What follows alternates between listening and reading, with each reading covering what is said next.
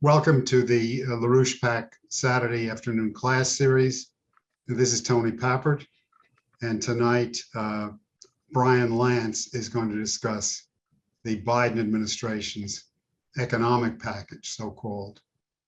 Let me just say in preface that since the Kennedy assassination, or since Nixon took the dollar off the gold reserve standard in 1971, the US has been in the process of economic suicide. This has continued through successive administrations, despite a reprieve and temporary turnback during the Trump administration, and despite a few bright moments earlier. In the course of this century, this economic suicide has moved from slow suicide towards fast death under the arrogance of the surviving boomers and the power of the satanic green climate change cult, which President Trump has denounced, and very properly so. The Biden administration legislation, which Brian is going to discuss today, would be the last part of a half century of economic suicide if we allow it. Fortunately, this time we don't have to allow it. President Trump and the MAGA movement have swept the primary season thus far as part of the taking back of the control of the government by the American people and our MAGA movement under our constitutional system. If we show the required faith and the knowledge of President Trump and the late Lyndon LaRouche, we can take over this country with President Trump and run it ourselves for the goals and purposes we set out in our Declaration of Independence and the preamble of our Constitution. And with that simply said, let me hand it over to Brian. Okay, thank you. Thank you, Tony. All right, so yes, let's start from that standpoint. We have the opportunity to reverse half a century of U.S. decline. That's the opportunity. The so-called Biden administration, the Biden collective, has now brought forward the Chips and Science Act, which was recently passed by the Uniparty, Republican as well as Democratic support. And then we have this Schumer Manchin atrocity, what I've nicknamed after Charles Schumer and Joe Manchin nicknamed the Charlie Manson bill for this congressional session. That's been brought forward, 280 billion, 750 billion, and then you can take a look-see at the actual defense bill, which has been passed by the House so far.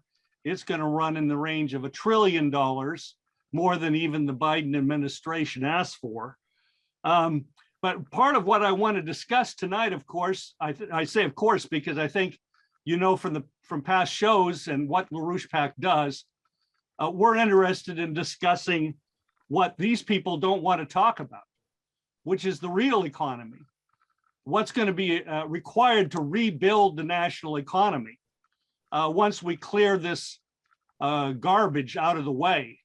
And that's what we're going to have to do. So we're going to interweave both. What needs to be done can be done, but also take a look at this latest really desperate onslaught by the Avatar Biden and company.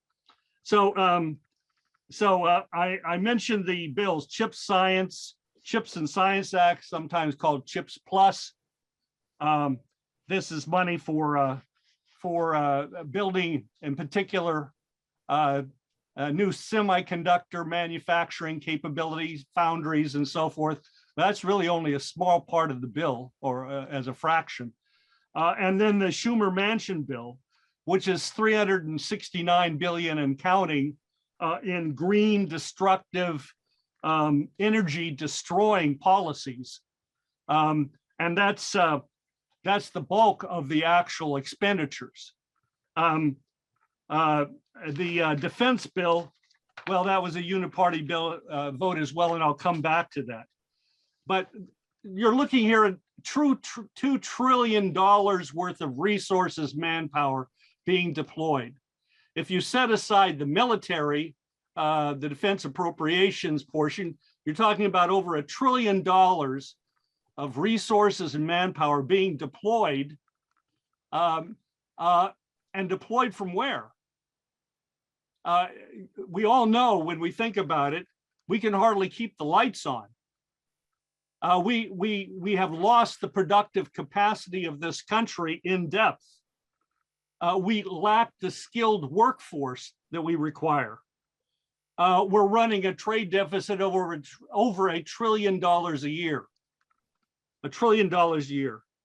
So under these conditions, what they're not talking about in their meta universe, if you will, is the real world, which is the underlying real physical economy, the productive economy of the United States, which is in sad shape, very sad shape, and has got to be rebuilt real quickly. So let's turn to the Inflation Reduction Act of 2022. Look, where's this money going to? I mentioned 369 billion going for so-called green energy. Well, Berkshire Hathaway, Mixed Era Energy, ExxonMobil Low Carbon Solutions, First Solar Incorporated, Shell, British Petroleum. Those are the folks that are going to get this money. 50% of this bill, as written by Manchin and Schumer, would come out of manufacturing in the United States in the form of taxes.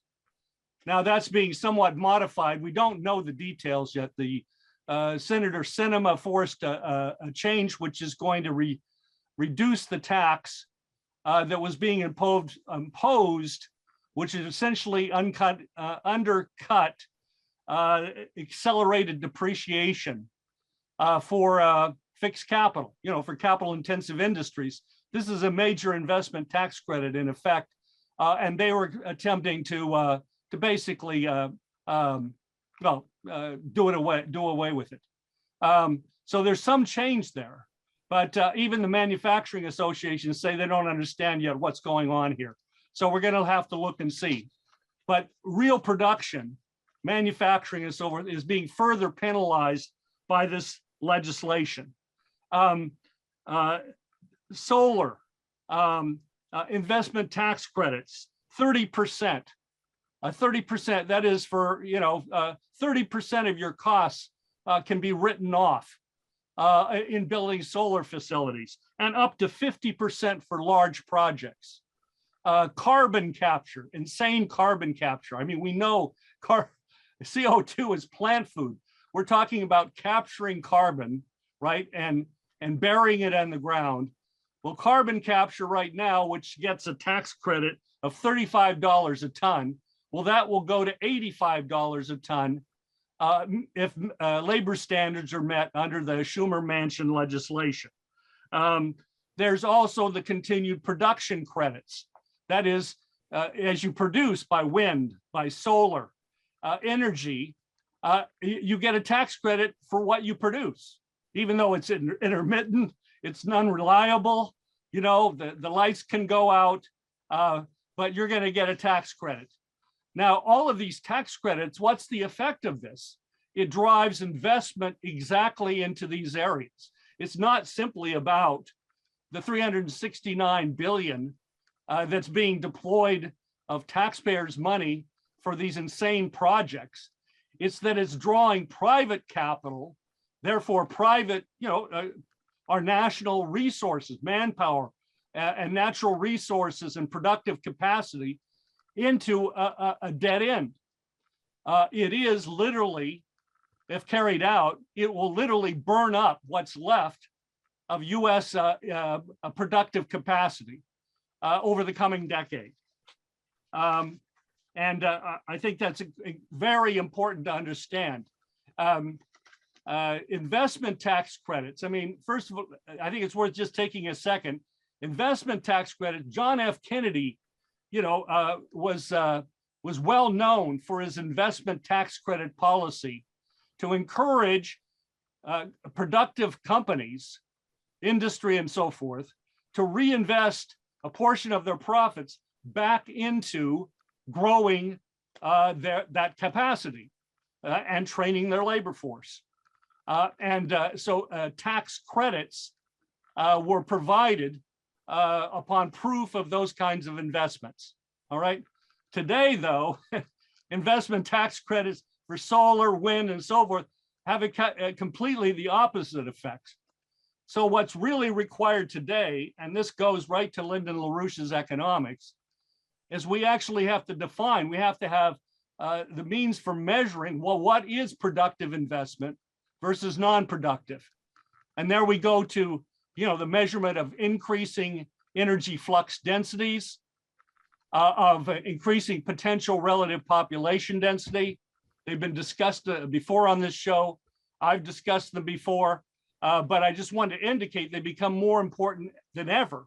Investment tax credits now can mean a whole lot of different things.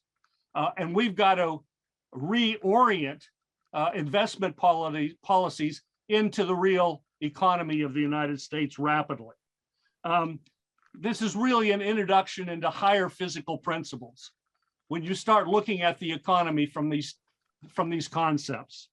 You might remember, many of you may remember, and some of you may have recently come in contact with Rube Goldberg and Rube Goldberg's machines.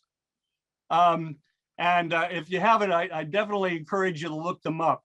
He's an excellent engineer, inventor, cartoonist, and he built these amazing contraptions, right? That coupled, complex sets of mechanical actions together to perform a simple act, like watering a plant or any other kind of simple thing, but done in the most complex, humorous way.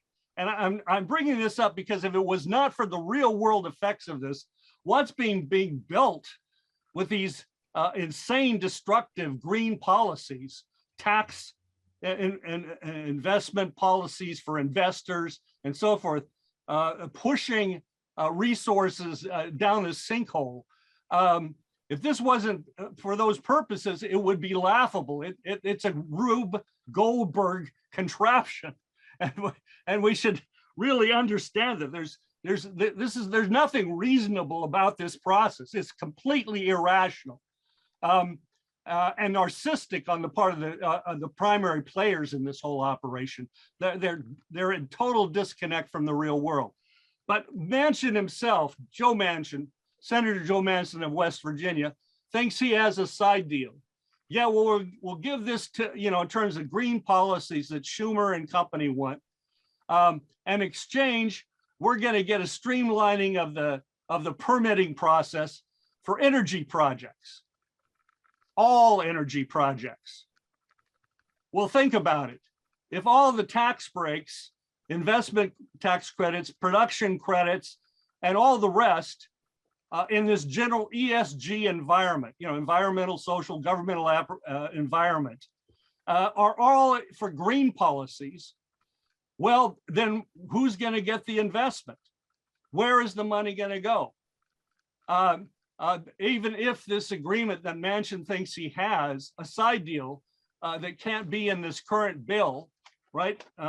This current bill is being passed through a reconciliation process. Even if it was to materialize, the effects of it in conjunction with the rest of what's in the legislation and with what's already out there, which is leading to the economic decline, the quote unquote recession. I mean, that's just the tip of the iceberg, and so on. This is going to work it completely the opposite way that Manchin seems to think it will. And I'm not sure he actually thinks that way, but that's what he's saying. So, I think it's important then to bring up the question of our labor force in terms of rebuilding the economy.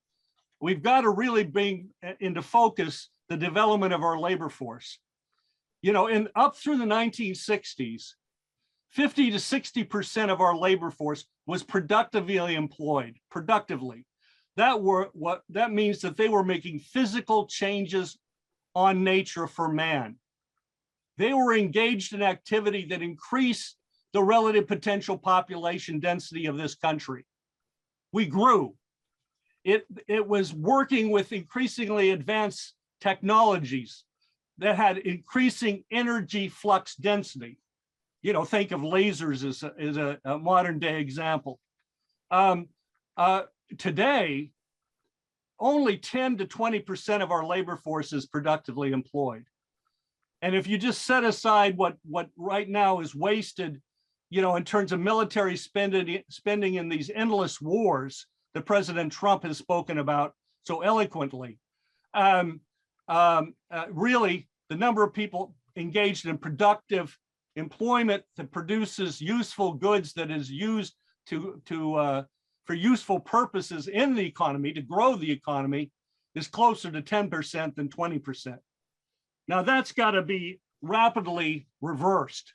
We have to change the entire structure of the labor force in the United States coming out of the 22 elections. We've got to have a perspective on that. And I think this is a real challenge to the entire MAGA movement, and particularly to young conservative leaders coming up. They need to master the economics of Lyndon LaRouche. They need to master American system economics. We have to talk about what the inside the Beltway lunatics refuse to talk about. And we've got to talk about it in terms of how we're going to rebuild our national economy in very concrete terms. As just an example that I want to mention briefly, we're running out of ammunition.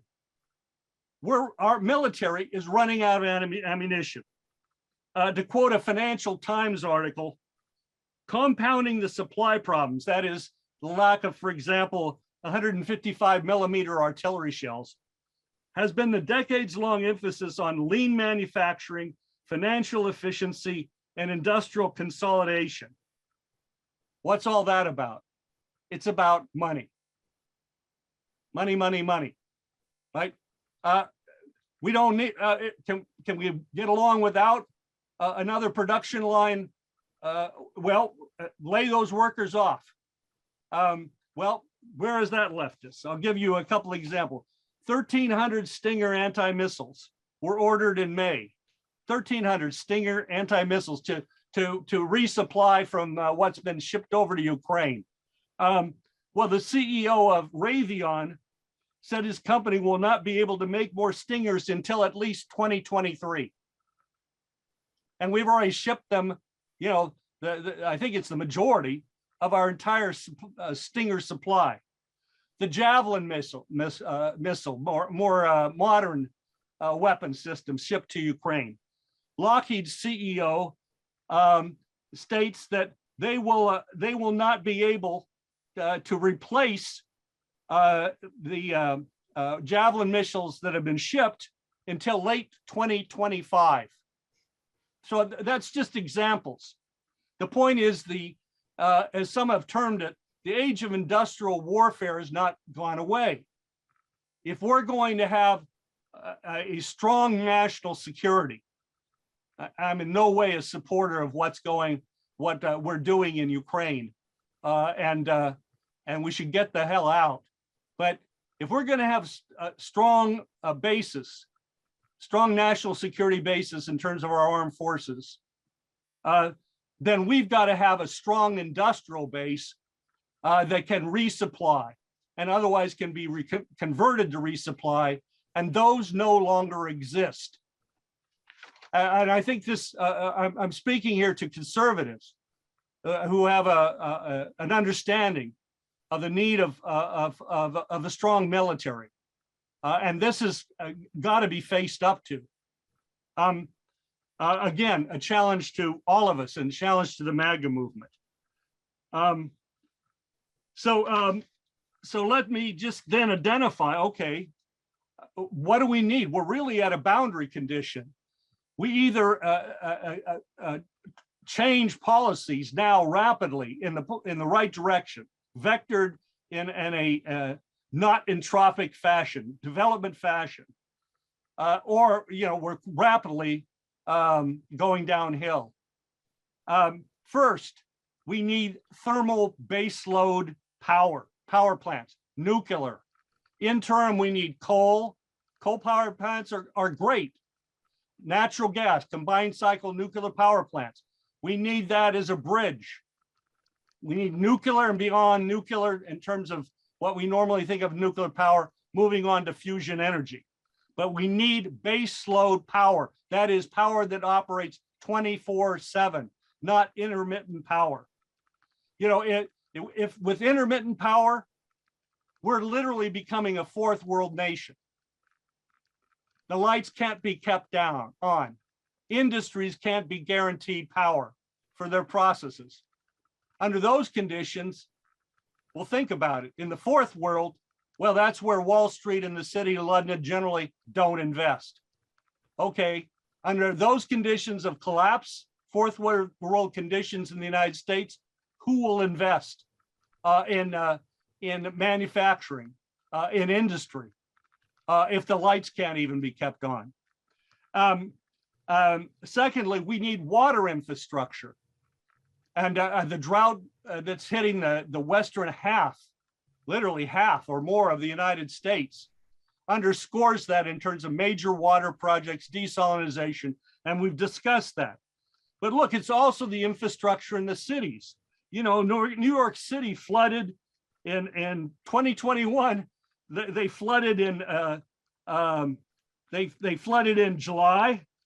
They flooded in August. They flooded in September. Just this last July 19th of this year, in the afternoon, they got over 3 inches of rain in the Bronx and massive flooding of the subway system. But it's the same in Chicago. The water structure in Chicago is overwhelmed by 1 or 2 inches of rain. Detroit, a similar picture, overwhelmed by flooding. So we're not even talking about sanitation, really. I think we all have in the back of our mind some sense of the collapse of the sanitation system in our cities. So all of this is needed, and this comes back to a productive workforce that's deployed as a productive workforce. So, we have, even though we've got an aging population, let's get real about it, okay? Until we turn the birth rate around, we've got an aging population. All right, but we've got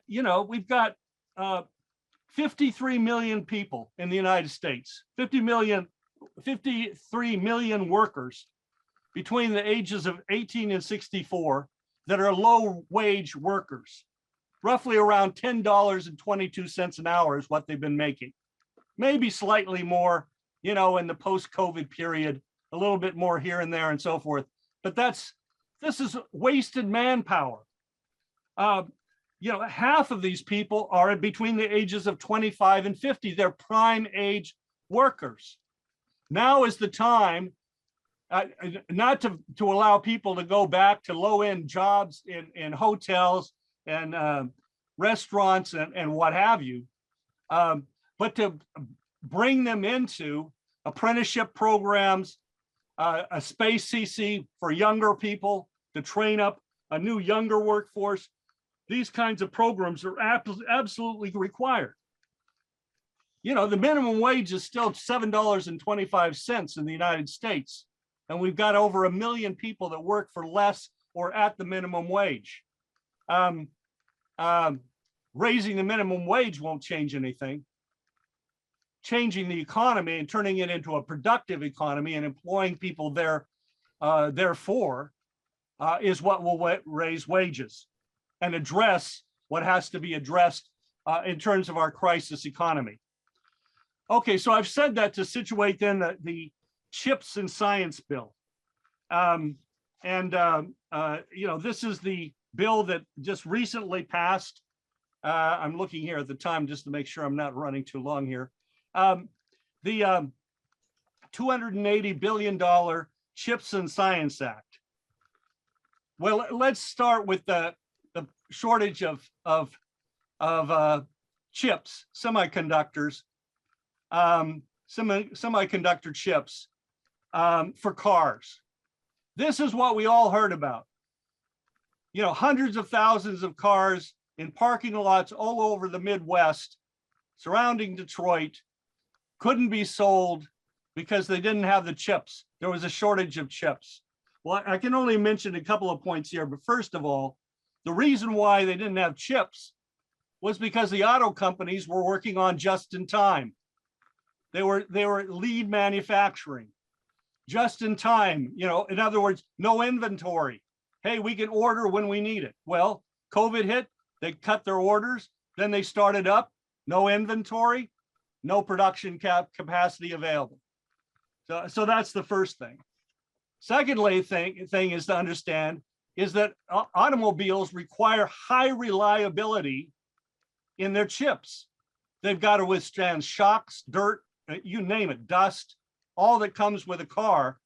Those chips have to be stable and tried and true. And so these mature chips, you know, 25 nanometer, these larger chips that cars use, well, guess what? The Chips and Science Act isn't financing the building of those chips. Even though Schumer and everybody made all this noise about the fact that we had to solve the chip shortage, well, guess what? It's not going to solve that chip shortage, right? And the chips they're going to produce, you know, this $280 billion bill has some 50 plus earmarked to help finance at $3 billion a crack. Intel, TMSC, Samsung, Global Foundries, they can get up to $3 billion to finance the building of new foundries in the United States, modern chip production facilities in the United States. These facilities cost between 10 and $20 billion a piece, all right?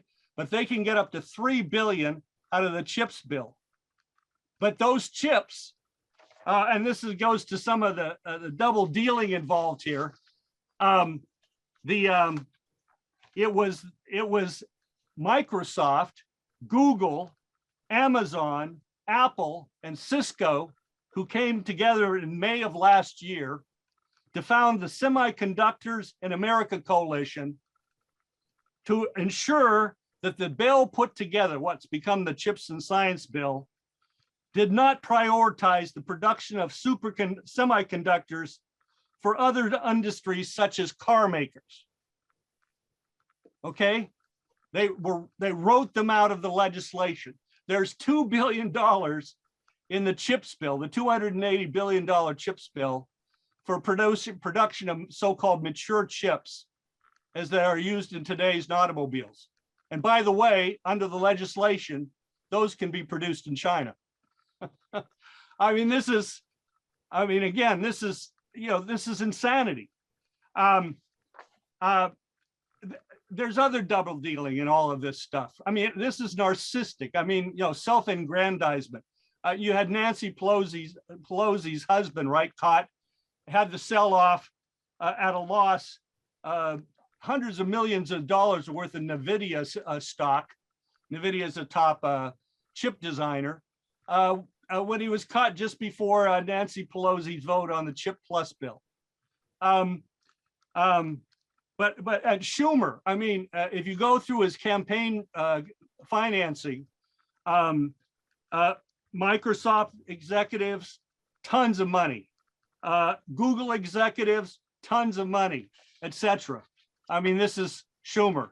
And of course, New York State, Albany, Buffalo are going to be major recipients of this money out of the bill. So this is not legislation organized to ensure, first and foremost, the growth of the U.S. economy. Let me just put it this way. But let me give you a sense of their argument for chips. Why we've got to have chips here. You may have already some sense of this, but just let me summarize it very briefly. We can already design the most advanced chips. We have that capacity. AMD, NVIDIA, even Apple. Anyway, we can design chips, most advanced chips. On the other end, we can utilize chips. I mean, these are, 7 nanometer or less, 5, 4, now even they're working on 2 nanometer chips. All right, but we know how to use those, but we can't produce them, right? We can't, this is, it's like it's an irony. It's a metaphor for the state of the entire US economy. But in this case, okay, so if, and the experts, I mean, there's a Forbes article recently on this, it will take hundreds of billions of dollars for the United States to catch up with South Korea and Taiwan in terms of advanced chip making. What they're spending so far is a drop in the bucket. And remember, this is just the federal money, the private money coming in from big tech, from Wall Street, the City of London. This is the money is being poured again funneled into this green post-industrial utopian concept of where society is going to be in the meta universe. And that meta universe just doesn't happen to exist. All right. You could build those chips, but if we don't have energy, if we don't have water, if we don't have food, if we don't have a workforce, we're not going to produce. We're going to be dead in the water. And at this point, these lunatics that are running the asylum don't grasp this at all. This is existential for our country. We can solve this. These bills that have been passed, the CHIPS Plus bill, and now this Manchin, if this Manchin Schumer bill goes, this Charlie Manson bill goes through, if it goes through, it hasn't yet. It's in the middle of the vote-a-rama this weekend, I think, with amendments being tacked on, and who knows what's going to come out the other side. But even if that's passed, these bills are only authorizations. Very little of the money is actually yet deployed. It will have to be appropriated on a yearly basis.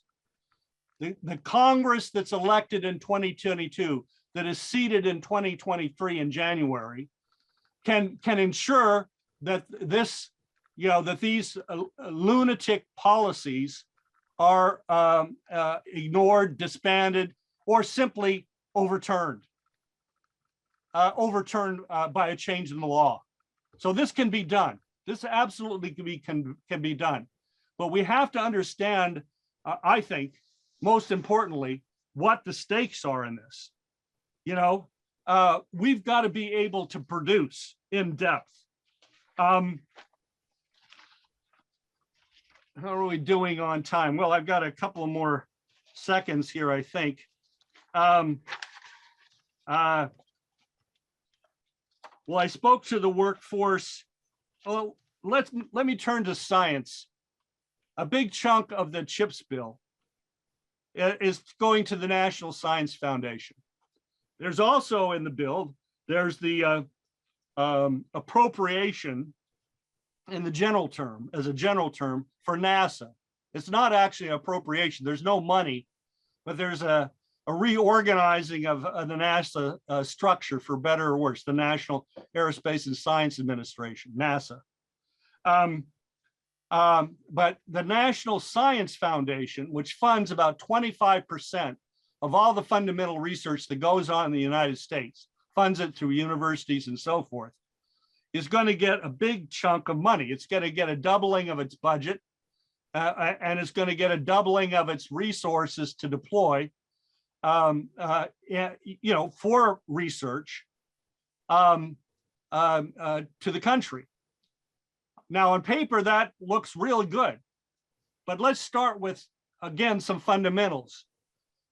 To have an economic recovery of the United States, as we've emphasized here, You've got to have a science driver to the entire economy. That starts with fusion energy, F-U-S-I-O-N, fusion energy development.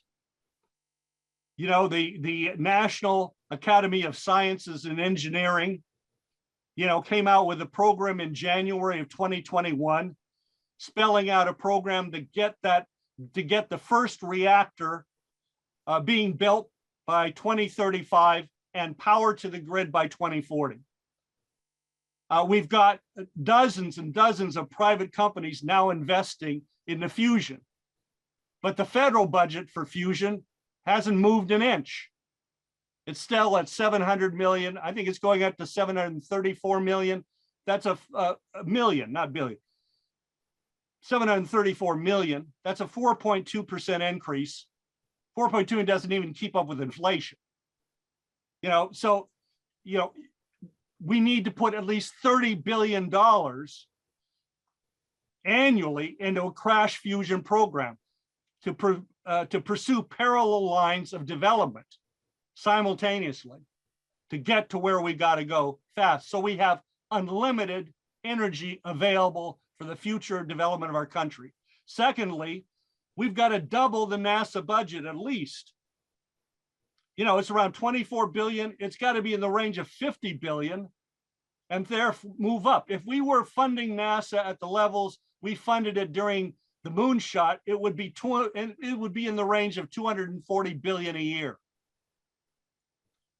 Those are the terms you have to think of in terms of a science driver, not into windmills and solar panels and crap, but into the development, the science driver end of the economy, and a similar level, or actually greater investment, simultaneous investment into our hardcore basic industrial manufacturing capabilities, our mining capabilities, our manufacturing capabilities. That's where the investment and where the training of our workforce can occur. And there's where we got to go. Otherwise, in terms of what this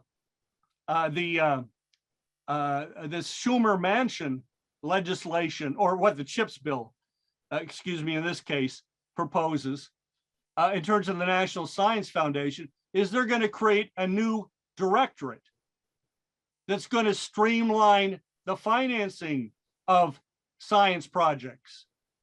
Woke, green. It's already going in that direction. If you go to the National Science Foundation website, you know, they're going to attempt to kill, you know, the very sources of scientific investigation and development in this country. Just as they're attempting to kill off President Trump's Project Artemis by slow walking its development over the course of this next decade. We won't get to the moon with their perspective. We won't get to Mars, but more importantly, we won't make the breakthroughs in science. We won't discover the new physical principles of the universe that we require to be discovered along the way. So I'd like to stop there. I hope that gives you an idea. I hope that gives a strong contrast between what we're facing from this so-called Biden collective, but from the uniparty.